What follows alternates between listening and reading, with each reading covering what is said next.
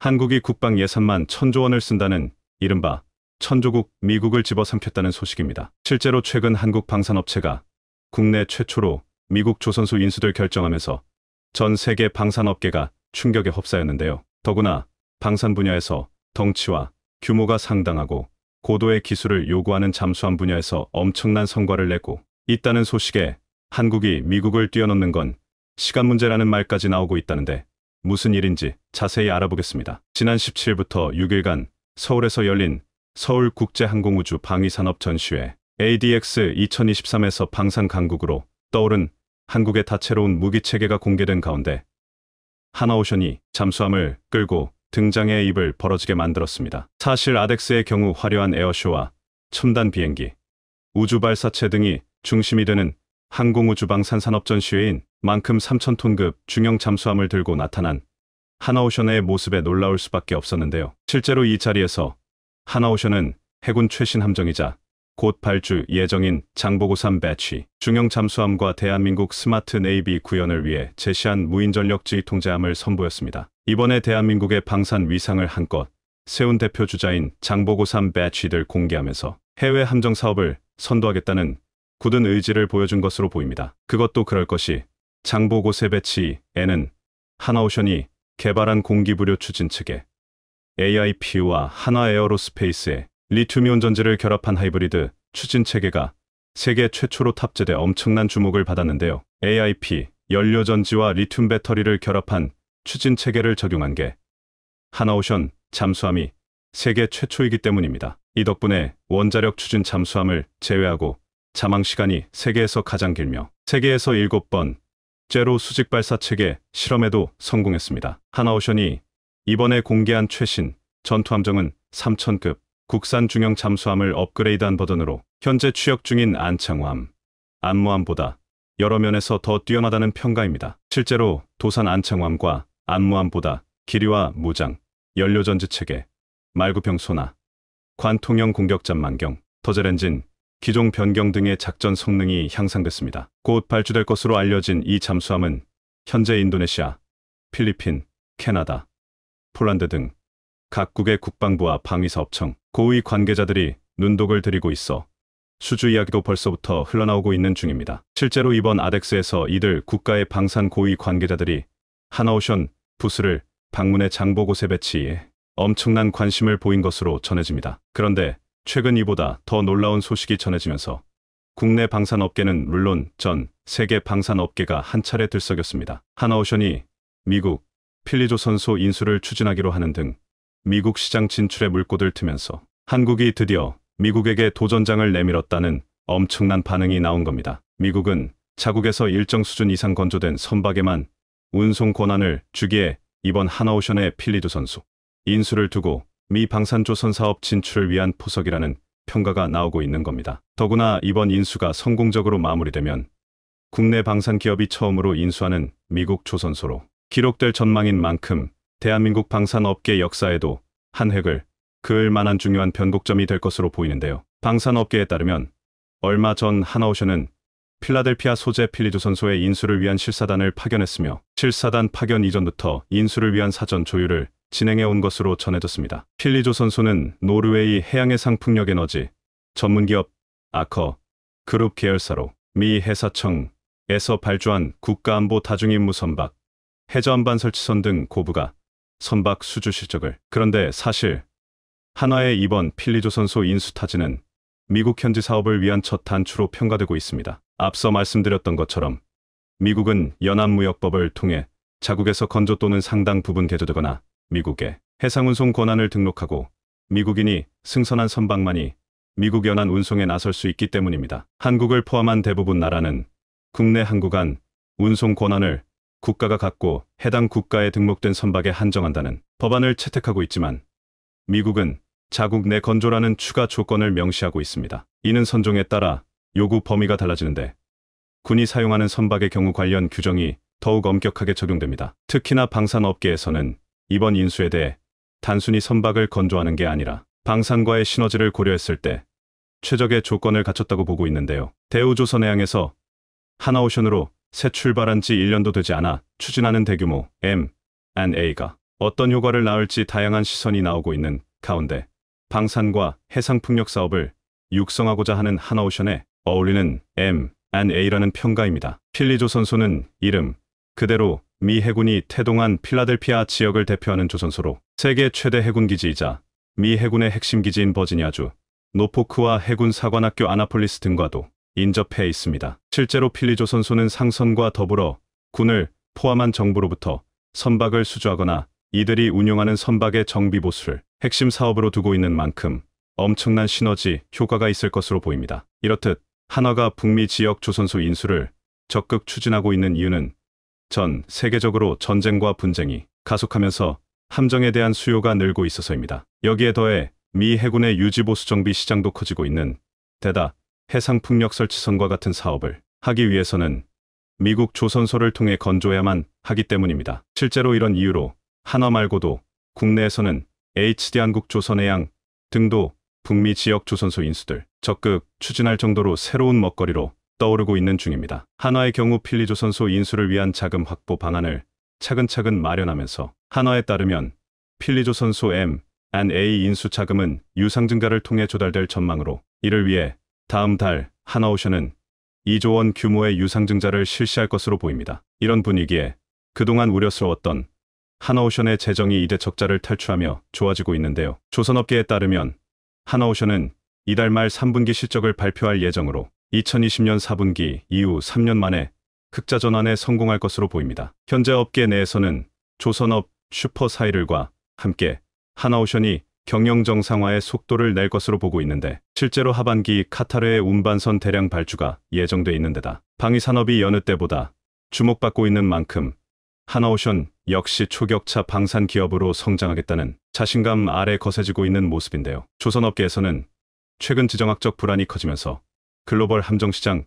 규모가 향후 10년간 누적 기준 1320조 원에 이를 것으로 전망하고 있습니다. 여기에 더해 국내에서도 크고 작은 발주가 잇따를 예정이라 실적 호조세가 꾸준히 이어질 것으로 보입니다. 실제로 방사청은 오는 2030년까지 6,000톤급 미니 ED3을 국산화하는 차세대 한국형 구축함 KDDX 사업자 선정을 내년에 진행할 예정으로 총 6척의 수주 금액은 7조 8천억 원에 달합니다. 한화오션은 이 사업을 따내기 위해 1,000억 원을 들여 수상함 2척을 동시 건조할 수 있는 실내 탑재 공장 신축을 진행한다는 계획으로 수주 가능성이 큰 상황입니다. 특히나 최근엔 한화오션이 폴란드, 필리핀에 이어 60조 원대 캐나다 잠수함 사업에 입찰 참여를 공식화하면서 덩달아 기대감이 커지고 있습니다. 방산업계에 따르면 한화오션은 캐나다 잠수함 프로젝트에 가장 주목하고 있는데요. 현재 캐나다 해군은 노후 잠수함 교체를 위해 추진하는 캐나다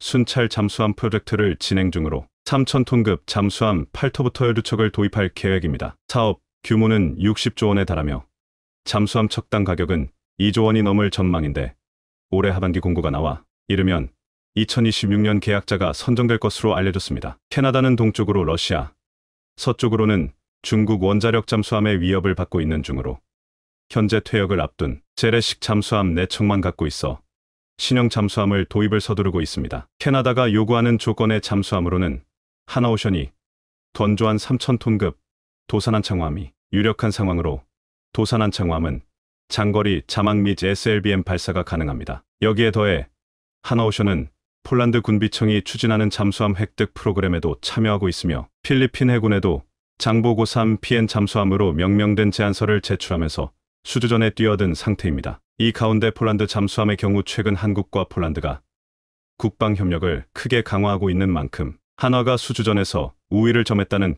평가가 나와 기대가 큽니다. 약 3조 원을 들여 잠수함 2척 발주를 추진하고 있는 필리핀 역시 이번 아덱스 2023에서 한화오션 부스를 들려 잠수함 건조와 운용 현황을 직접 살폈을 정도로 수주 기대감을 끌어올리고 있습니다. 이런 상황에 최근 한화오션이 무인 잠수정 에너지원으로 사용될 연료전지 시스템 개발에 나서는 등 잠수함 명가로서 이름을 톡톡히 하고 있는데요. 방산업계에 따르면 지난 4일 한화오션은 ADD가 주관하는 무인 잠수정용 에너지원 시스템 사업의 우선 협상 대상자로 선정돼 체계 개발에 나설 것으로 보입니다. 해당 사업은 다목적 모듈형 무인 잠수정용 수소연료전지 체계를 개발하는 것으로 한화오션은 모듈형 파워팩 시스템 기술을 개발하고 성능 검증용 시작품을 제작하게 됩니다. 여기에 더해 한화그룹의 로봇 전문 기업인 한화로보틱스가 한화오션과 함께 조선소 현장 수요에 맞는 소형 협동 로봇을 개발에 나서면서 품질과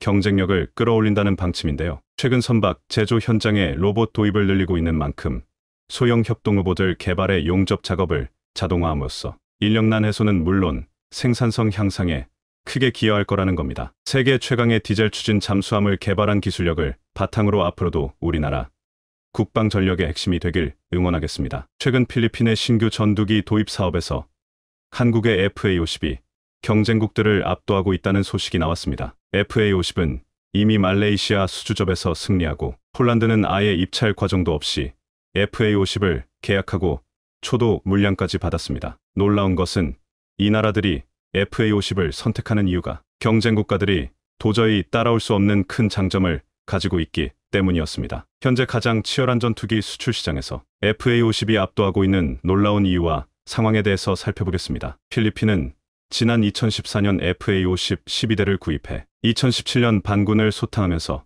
FA-50의 실전 위력을 확인했습니다. 이후 그 어떤 나라보다 한국산 전투기에 대한 큰 신뢰를 하고 있습니다. 필리핀은 최근 중국과 남중국해 영유권 분쟁이 심화되자 더 강력한 전투기를 추가적으로 도입하고자 미국의 4.5세대 전투기 F-16V 도입을 추진했습니다. 하지만 최근 우크라이나 전쟁으로 인해 F-16V 주문이 폭주하고 가격까지 크게 올라 포기하게 되었습니다. 그러자 스웨덴 정부가 적극적으로 그리펜을 팔려고 세일조를 시작했습니다. 스웨덴 정부는 지난해 12월 마닐라 주재 스웨덴 대사를 앞세워 국가 차원의 방산 세일제에 본격적으로 나섰습니다. 그 결과 올해 5월 필리핀 국방장관이 스웨덴을 방문해 그리펜 전투기 생산 라인을 둘러렀고 6월 두 나라 사이에 상호군수 지원을 이안MOU까지 체결됐습니다. 그런데 스웨덴이 필리핀에 제안한 모델은 최신형 그리펜 엔지가 아니었습니다. 최신형 그리펜은 필리핀 입장에서는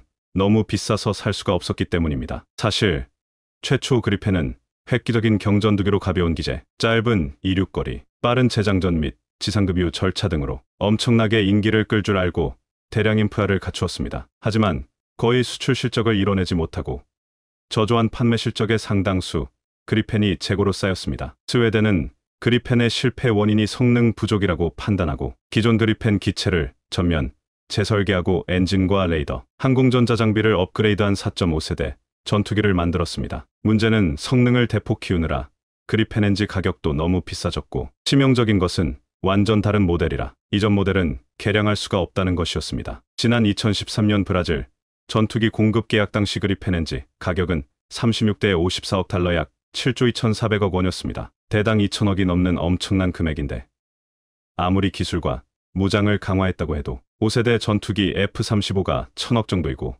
유로파이터가 1,400억인데 경접투기들 2천억 원에 살 나라가 없었습니다. 그러자 스웨덴 사부는 보유한 잉여기체와 스웨덴 공군에서 퇴역한 기체를 신품 수준으로 수리한 뒤 새로운 그리펜에 적용된 신기술로 업그레이드해서 필리핀 예산 범위에 맞춰 납품하겠다고 유혹했습니다. 필리핀이 필요로 하는 차관 또는 대출 보증도 적극적으로 지원하겠다고 했습니다. 이렇게 진행되면서 필리핀이 그리펜을 선택할 가능성이 높아지는 상황에서 스웨덴에게는 청천벽력과 같은 엄청난 변수가 등장했습니다. 지난 6월 국방장관이 교체되었는데 FA-50 전투기 도입 당시 필리핀 공군자문위원이었습니다. 그는 FA-50 도입에 중요한 역할을 한 인사로 도입 이후 필리핀 내 활약을 지켜보며 한국산 전투기에 대해서 우호적인 인물이었습니다. 거의 그리펜 도입으로 기울던 차에 새로운 국방장관이 오자 KAI가 이 기회를 틈타 거부할 수 없는 카드를 제시했습니다. FA-50 블록 스무 판매와 기존 FA-50PH의 성능 개량입니다.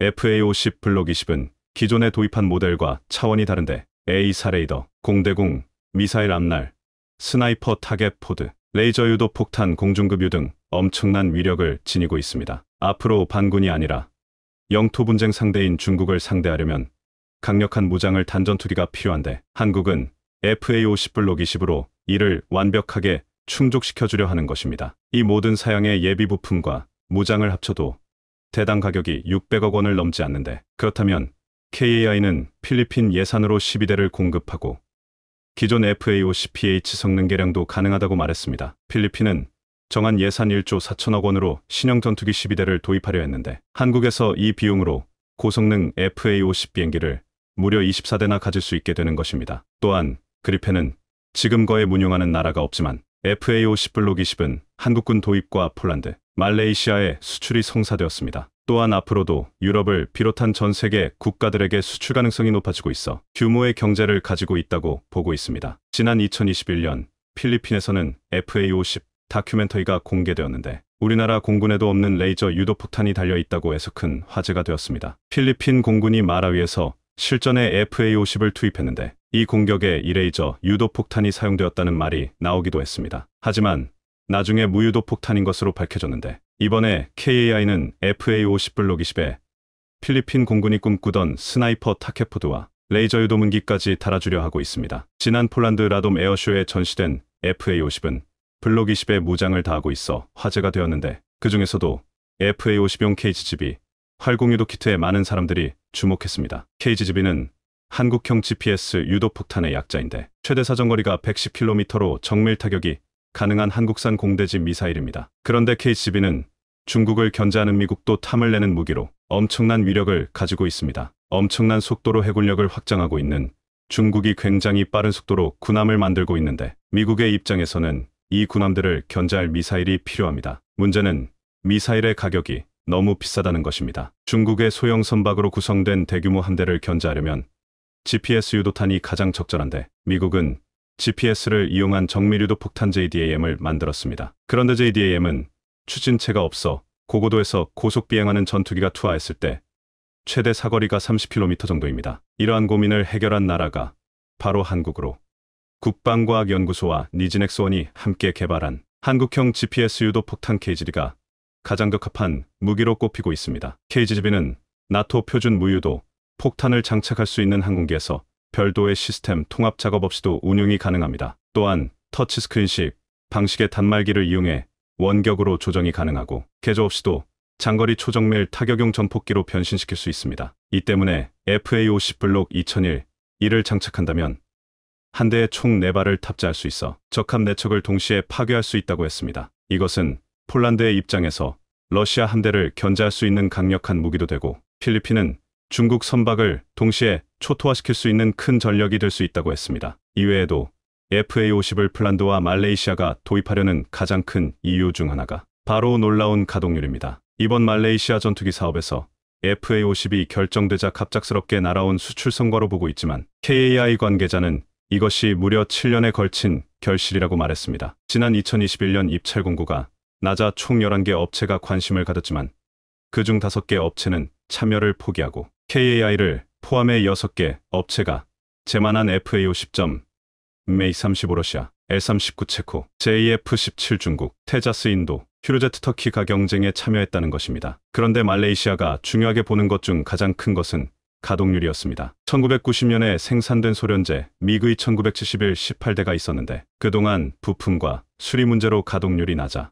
이에 대한 불만이 많았기 때문입니다. 폴란드는 2018년 신형 전투기 사업에서 FA-50을 탈락시키고 그리펜을 선택한 바 있었습니다. 그런데 폴란드 공군은 그리펜을 선택했다가 40%의 처참한 가동률로 큰 후회를 한 바 있습니다. 오래된 미그의 19기 등구 소련제 전투기의 가동률이 떨어져서 큰 문제가 되었는데 새로 도입한 그리펜까지 문제였습니다. 이에 폴란드가 입찰을 하지도 않고 FA-50을 도입한 이유 중 하나는 FA-50이 무려 90%가 넘는 놀라운 가동틀을 가지고 있기 때문이었습니다. 말레이시아도 FA-50을 도입하기 전에 주요 인사들이 방한해 FA-50승은 물론 FA-50 생산 시설과 우리 공군이 운용하는 현장을 직접 살펴봤습니다. 여기서 FA-50의 높은 가동률이 정말 놀랍다며 당시 다특 뮤에즈 말레이시아 국방사무차관은 현장 실사에서 한국의 생산 시설과 공군의 운용 현황에 큰 감명을 받았다 라고 말하기도 했습니다. 많은 나라들이 전투기도 필요하지만 파일럿을 훈련시킬 수 있는 훈련기가 필요한데 무엇보다 FA-50은 이 두 가지를 완벽하게 충족시킨다고 했습니다. KAI는 FA-50으로 이제 미국 시장까지 노리며 총 1000대 수출을 목표하겠다고 했는데 지금 이 목표를 열심히 이뤄가고 있습니다. 최근 세계적인 인플레이션을 비롯해 러시아, 우크라이나 상황 등 혼란이 가속화되고 있습니다. 일부 국가와 기업들은 이렇게 어쩔 수 없는 경제 상황에 안주하고 혁신과 발전을 뒤로 미루는 곳이 있는가 하면 누구보다 빠르게 움직이며 어떤 위기 상황이 다가오더라도 최고의 결과를 내기 위해 노력하는 곳이 있습니다. 대표적으로 한국의 기업들이 지금처럼 어려운 상황 속에서도 하루가 멀다 하고 세계가 주목할 만한 놀라운 실적을 내고 있습니다. 몇 년 전까지만 해도 국제적인 영향력이 지금 같지는 않았던 한국이 급격하게 발전하여 산업계를 주름잡는 역할을 하자 기존 선진국 반열에서 터줏대감 역할을 하던 독일, 일본 등의 국가들이 한국을 의도적으로 견제하는 모습을 보이고 있습니다. 특히 한국의 인접국이던 일본은 한국을 견제하려는 목적으로 미국과 유럽 등 세계 주요 시장에서 로비와 언론 활동 등 다양한 수단 등을 동원해 한국 기업들이 세계 무대에서 활약하는 것을 견제했고 자국 기업들의 영향력을 극대화하는 활동을 펼쳤습니다. 하지만 시간이 지날수록 일본의 과대평가된 기술력이 드러난 것은 물론이고 한국의 혁신적인 기술력이 인정받으며 일본이 아무리 많은 로비와 언론 활동을 진행해도 한국의 선전을 막지 못하는 지경에 이르렀습니다. 지난 수십 년 동안 전통적으로 한국을 견제하던 국가는 일본이었지만 이제는 기술력의 상징으로 여겨지던 독일마저 한국을 견제하는 대열에 합류하고 있다는 것입니다. 최근 한국 산업계의 급격한 발전으로 자국 산업의 위기감을 느끼고 있는 독일이 자국 법원과 언론들을 동원해 한국 기업들을 향한 견제성 조치를 하고 있어 국제적인 이목이 쏠리고 있습니다. 하지만 독일의 무리한 견제는 오히려 자신들의 기술력이 한국보다 부족한 것을 홍보하는 꼴이 되면서 국제적인 망신을 당하고 있습니다. 기술력의 아이콘이던 독일이 최근 급성장하는 한국을 견제하려다 큰 코 다치게 된 상황을 자세히 알아보겠습니다. 국내 총생산 GDP 규모로 세계 4위인 독일은 3위인 일본과 함께 유엔 안전보장이사회 안보리 상임이사국에 진출하기를 희망했습니다. 하지만 유엔이 창설된 목적 자체가 과거 세계대전 당시 일본과 독일에 맞서기 위한 모임으로 그 중에서도 상임이사국은 승전국들의 모임입니다. 미국, 영국, 프랑스, 러시아, 중국 5개 국가로 구성된 안보리 상임이사국은 국제사회의 중대한 현안을 결정할 수 있는 권한을 가집니다. 하지만 경제력을 무기로 내세운 독일과 일본은 자신들이 그 자리에 포함되어야 한다고 주장하며 러시아, 우크라이나 상황을 이용해 러시아를 상임이사국 지위에서 축출하고 독일과 일본을 포함시키도록 여론전을 펼치고 있습니다. 우리나라 입장에서 보면 산업구조가 상당히 겹치는 독일과 일본 등 경쟁국들이 중대한 권한을 가지는 상임이사국에 진출한다면 오히려 좋을 것이 없는 상황입니다. 하지만 러시아는 한국과 산업구조가 겹치지 않고 한국 기업들의 중요한 고객이기도 하며 러시아의 과학기술력을 수입하기도 하기 때문에 현재의 균형 상태가 한국의 국익 측면에선 더욱더 도움이 됩니다. 독일이 최근 들어 한국을 견제하는 데는 사면 초과에 빠진 국가적인 위기감이 작용하고 있습니다. 독일이 소비하는 에너지의 최대 80%를 러시아에게 의존한 결과 7월부터 독일에 연결된 노르트 스트림 가스관을 러시아 측에서 일방적으로 폐쇄하며 모든 산업 기반이 멈춰설 위기에 놓였습니다. 당장 천연가스를 이용한 발전시설이 멈추게 될 상황에 오래전 멈춰세운 석탄 발전소까지 재가동하려는 움직임을 보이고 있습니다. 독일 당국은 에너지 위기를 언급하며 기업들이 사용하는 가스를 줄이라 당부하는 등의 천연가스 배급제까지 검토하고 있을 정도입니다. 게다가 독일에 위치한 유럽의 최대 전력회사인 유니퍼는 독일 당국을 향해 구제금융을 요청할 정도로 사실상의 파산을 앞두고 있는 상황입니다. 한국은 오래전부터 에너지 수입 다변화 정책을 통해 위험 요소를 분산시켜 놓았지만 독일은 러시아만 믿다가 국가 전체가 멈춰서게 생기며 독일 기업들이 이런 영향을 정면으로 받게 생겼습니다. 국제신용평가 기관들은 독일의 경제성장률 전망치를 1% 수준으로 낮춰잡았고 올해 초 4%를 예상하던 것에 비해 매우 낮아졌습니다. 독일은 현재 10%에 달하는 사상 최대 규모의 물가 상승률을 기록하고 있어 사실상 마이너스 성장이 확실시되는 상황입니다. 특히 독일의 자랑이던 자동차 산업이 이번 에너지난에 큰 위기를 겪고 있습니다. 독일 차의 안방이던 유럽 시장과 미국 시장을 한국의 자동차들이 잠식해 나가자 독일 기업들은 크게 놀라고 있는 상황입니다. 2022년 1분기 현대기아 자동차는 유럽 시장에서 사상 최초로 점유율 3위를 기록했습니다. 유럽 시장에서 사상 최초로 점유율 3위를 기록했습니다. 하지만 이것은 내연기관 차량과 전기차를 합한 것으로 전기차만 보면 더욱 놀라운 결과가 나옵니다. 전기차 선두로 달리던 테슬라마저 제치며 스페인과 핀란드 아일랜드에선 점유율 1위, 스웨덴, 노르웨이, 네덜란드와 덴마크에선 전기차 2위를 기록한 것인데요. 세계 최대 소비 시장인 미국에서는 더 놀라운 실적을 내고 있습니다. 현대기아의 미국 내 전기차 판매량이 테슬라에 이어 2위를 기록하는 등 독일의 경쟁업체들을 압도적으로 따돌린 상황입니다. 한국산 자동차가 이렇게 잘 나가자 위기감을 느낀 독일 당국은 한국산 차량을 조사하며 배출가스를 조작했다고 주장하고 있습니다. 2015년경 독일산 자동차의 배기가스 조작으로 인해 독일 차량의 신뢰도가 완전히 바닥났지만 최근 독일 당국은 한국산 디젤 차량도 배기가스 조작이 의심된다며 실험실에서 배출하는 배기가스에 비해 일반 도로에서 배출하는 배기가스 성분이 적게는 2배에서 많게는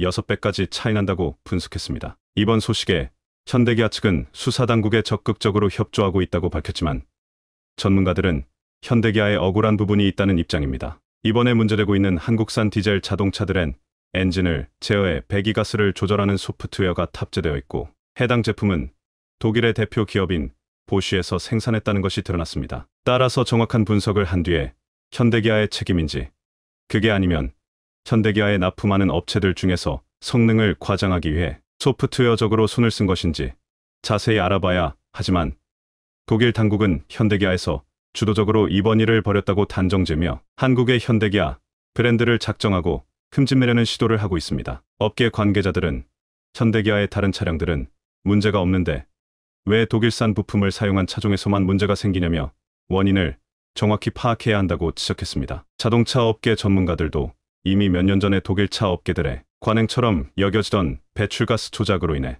전 세계적으로 신뢰를 잃어버리는 문제가 생긴 마당에 한국 기업들이 주력 상품도 아닌 몇천 대는 디젤 차량을 팔기 위해 의도적으로 배출가스를 조작했을 리는 없다고 주장했습니다. 문제가 되는 차종은 매우 극소수이고 독일산 부품을 사용하고 있어 내부 정보를 잘 알고 있는 핵심 관계자들을 통한 독일 당국의 경쟁업체 견제 목적이 뻔히 보인다는 것입니다. 한국 기업들만 견제 대상에 놓인 것은 아닙니다. 독일의 연방교통당국은 미국의 테슬라 차량에 대해 소프트웨어 결함이 발견되었다며 6만 대 가량을 리콜하라는 행정명령을 내렸습니다. 반면 자국 기업들인 독일 차량에 대해서는 문제가 발생해도 조용하게 처리하는 등 왜 의도적으로 해외 기업들을 견제하려는 것으로 보입니다. 독일 당국이 견제하는 자동차 기업들은 비슷한 공통점이 있습니다. 별 볼 일 없던 자동차 그룹에서 혜성처럼 등장해 세계 시장을 주름잡던 독일차 업체들의 점유율을 완전히 깎아먹고 있다는 점입니다. 독일 기업들이 내놓은 전기차는 테슬라는 물론이고 현대기아 자동차도 못 따라오지만 내연기관에서는 일본 기업들에게 밀리고 있습니다. 산업, 경쟁력으로는 한국과 같은 신생국에게 밀리고 러시아의 천연가스와 석유도 끊기면서 에너지, 주권도 위태로운 상황에 경제성장률 전망치마저 바닥을 치고 있어 독일 당국은 잘 나가는 기업들을 견제하기 위해 의도성을 가지고 수사와 리콜을 명령하는 것으로 보입니다. 현대차의 전기차 전용 플랫폼을 탑재한 아이오닉, 오는 독일 올해의 차로 선정되며 독일산 차량들을 모두 압도했고 영국에서도 영국 올해의 차로 선정되었습니다. 기아 자동차의 전기차인 EV6는 유럽연합이 선정한 유럽 올해의 차를 수상하는 등 한국의 친환경 전기차가 유럽을 휩쓸고 있습니다. 이미 유럽에서는 테슬라를 제쳤으며 현대기아보다 판매량이 많은 전기 차량은 소형 사이즈의 전기차로 현대기아의 경쟁 모델이 아닙니다. 따라서 중형차 이상의 차량들은 사실상 현대기아가 유럽을 완전히 접수했다고 보는 것도 과언이 아닌 상황입니다. 미국에서도 1위 테슬라에 이어 2위 판매량을 기록하는 등 한국의 전기 차량은 전 세계에서 좋은 실적을 내며 인정받고 있는 모습을 보여줍니다. 친환경 차량인 전기차뿐만 아니라 현대기아 자동차는 기존 내연기관 시장에서도 훌륭한 실적을 내놓고 있습니다. 2021년 작년을 기준으로 670만 대 가량을 판매하며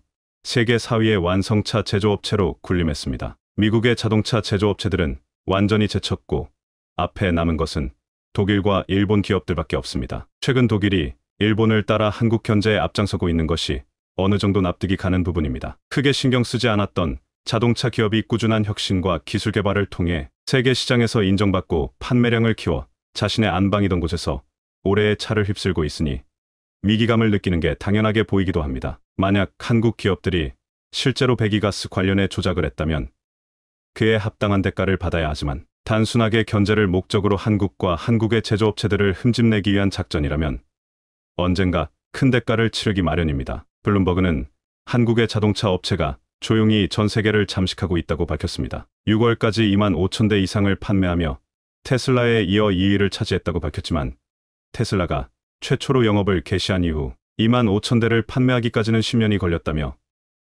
현대기아 차량의 2022년 올해 초 출시한 차량들이 테슬라가 10년 이상 쌓아놓은 업적을 순식간에 따라잡았다고 평가한 것입니다. 이어서 현재 한국산 자동차는 없어서 못 팔 정도라며 지금 주문해도 최소 1년 이상 대기해야 겨우 차량을 구매할 수 있다고 덧붙였습니다. 현재 판매량 기준 세계 1위인 일본의 자동차 업체들이 전기차 시장 점유율에서 사실상 0%를 기록하는 와중에 발빠른 한국이 미래 전기차 시장에서 지금보다 더 높은 점유율과 영향력을 가져가게 될 것은 당연한 결과로 보여집니다. 이렇게 좋은 실적을 지속적으로 낸다면 기존 기득권 국가와 업체들의 견제 역시 지금보다 더욱더 커질 것으로 예상됩니다. 바로 오늘부터 일본에서 시작된 G7 정상회담에서 이재용 삼성 회장의 폭탄 발표가 나오자 바이든은 당황해서 어찌할 줄을 몰라 하고 있습니다. 세계에서 가장 강력한 7개국 정상들과 전 세계 최고의 기업들이 모인 이 자리에서 전 세계를 발칵 뒤집어버릴 엄청난 발표를 해버린 이재용 회장. G7 정상회담 생중계를 위해 몰려든 세계 주요 외신 기자들은 이재용 회장의 깜짝 발표를 대대적으로 보도하며 난리가 났는데요. G7 정상회의에 후쿠시마산 식자재를 사용한 요리를 각국 정상과 전 세계 기자단들에게 제공할 것이라 밝혀 시작하기 전부터 큰 논란이 되고 있는 G7 정상회담. 16일 일본 NHK, 후쿠시마 지역 방송인 테레비유 후쿠시마 등 보도에 따르면 우치보리 마사오 후쿠시마현 지사는 정례 기자회견에서 19일부터 21일까지 열리는 G7 정상회의에 참여하는 각국 요인들에게 후쿠시마산 식자재를 사용한 요리가 제공된다며 부흥의 발걸음을 내디디고 있는 본 후쿠시마현에 대한 이해를 깊게 할 수 있는 귀중한 기회라고 생각한다고 말했습니다. 우치보리 지사는 각국 정상이 모이는 G7 정상회의에서 정부가 정확한 정보 전달에 노력해 오염수나 재염토, 처리 등에 대한 관계국들의 이해가 깊어지기를 기대하고 있다고 말했습니다. 후쿠시마 지역 언론인 후쿠시마 민보에 따르면 기자들이 모이는 미디어 센터에는 후쿠시마산 일본술, 복숭아 주스 7, 탄산수 등 후쿠시마 토속주와 명과 등 신식 코너가 제공된다고 보도했습니다. 후쿠시마산 오염수 방류를 앞두고 있는 가운데 G7 정상회의 주요 요인들뿐 아니라 세계 각국에서 온 외신 기자들에게 후쿠시마산 식자재로 사용한 요리가 제공될 경우 논란이 예상됩니다. 과거 2021년 도쿄올림픽 당시 일본 정부가 후쿠시마산 식자재를 선수촌에 납품해 일부 국가들은 선수들에게 직접 음식을 공수한 적이 있습니다. 최근 영국 옥스퍼드 대학교 명예교수 앨리슨이 기자들 앞에서 지금 내 앞에 희석되지 않은 후쿠시마 물 1리터가 있다면 바로 마실 수 있다. 자연적인 수준의 80% 수준밖에 방사선 수치가 오르지 않는다. 수백 리터도 가능하다고 말할 수 있다라며 일본 정부의 정직과 신뢰 여부를 확인해 볼 필요가 있다고 생각한다. 일본인들을 믿을 수 있나? 왜 못 믿나? 이 경우 신뢰가 작동해야 한다라고 전했는데요. 알고 보니 원전을 사랑하는 원전 찬양론자인 것으로 보입니다. 그는 그가 발표한 책을 통해 후쿠시마 초기 사고로 일부 원자로가 파괴되었지만 사람들한테 노출된 방사선은 너무 과장 왜곡되었고 중대한 영향을 끼쳤다 라는 황당한 발언을 했습니다. 그러면서 시급하고도 진정한 재앙인 기후온난화와 싸우는 가장 현실적인 방법은 방사선 허용한도를 현재 연간 1mS보다 1000배로 올려 핵발전소 건설 비용을 대폭 낮추고 무탄소 전원인 핵발전소를 빨리 증설하는 것이다 라는 위험한 발언을 서슴지 않았습니다. 아소다로 일본 전 부총리는 후쿠시마 오염수는 아무런 문제가 없다며 오염수를 마셔도 괜찮댔으라고 재차 강조하자 중국은 니 쥐팔로마 그럼 마셔봐 라며 강경 대응했는데요. 이제 G7 정상들과 세계 주요 외신 기자들이 후쿠시마 오염수에 더해 후쿠시마 음식을 2박 3일 동안 실컷 먹어야 하게 생겼습니다. 자, 그런데 이보다 더 큰 이슈가 생겼습니다. 바이든을 포함한 G7 정상들과 세계 최고의 기업 수장들이 모두 모인 이 자리에서 이재용 삼성 회장의 폭탄 발표가 나오면서 바이든이 뒷목을 잡고 쓰러지려 하고 있습니다. 기시다 후미오 안티엔 원숑 일본 총리가 18일 도쿄 총리 관저에 삼성전자 등 세계적 반도체 기업 7곳의 경영자를 초청해 일본 반도체 산업에 대한 투자 및 일본 기업과의 협력 강화를 요청했는데요. 바이든이 삼성에 제시한 것보다 압도적으로 높은 보조금뿐만 아니라 온갖 특혜들을 약속하며 일본 투자를 제안했습니다. 미국에 올인하려 했던 삼성전자는 최근 갑자기 방향을 바꿔버렸습니다. 바이든이 그토록 자랑했던 삼성의 R&D 센터는 미국이 아닌 일본에 지어질 것으로 보입니다. R&D 센터는 공장과 달리 박사 이상의 고급 인력을 대규모로 채용하기 때문에 고용의 질이 대폭 올라가고 민감한 기밀 정보가 있기 때문에 아주 중요하게 여겨지고 있는데 삼성전자가 일본의 반도체 개발 거점을 구축할 계획이라는 파격적인 소식이 전해졌는데요. 반도체 제조 강국인 한국과 소재 부품 장비 강자인 일본의 시너지를 노린 것으로 보입니다. 그동안 바이든이 수십조 원의 보조금을 앞세워 삼성이 미국의 공장과 R&D 센터를 짓도록 유도했지만 수차례 뒤통수를 맞으면서 파격적인 결단을 내린 것입니다. 일본 니혼게이자이 신문 니케이는 14일 삼성전자가 천문학적인 돈을 투자해 일본 요코하마에 첨단 반도체 디바이스 시제품 라인을 만든다고 보도했습니다. 이 시설은 삼성전자의 기존 연구, 개발 R&D 연구소가 있는 요코하마에 건설될 것으로 알려졌습니다. 삼성전자는 지난 3월 일본에 산재한 R&D 조직을 묶어 디바이스 솔루션 리서치, 펜디SRJ를 출범했습니다. 시설은 연말에 정비를 시작해 2025년 가동을 목표로 한다고 니케이는 전했습니다. 삼성이 이렇게 미국 대신 일본에 투자하는 과감한 결단을 내리자 다른 글로벌 기업들도 탈미국에 힘을 주고 있습니다. 바이든이 말도 안 되는 요구를 하고 있다며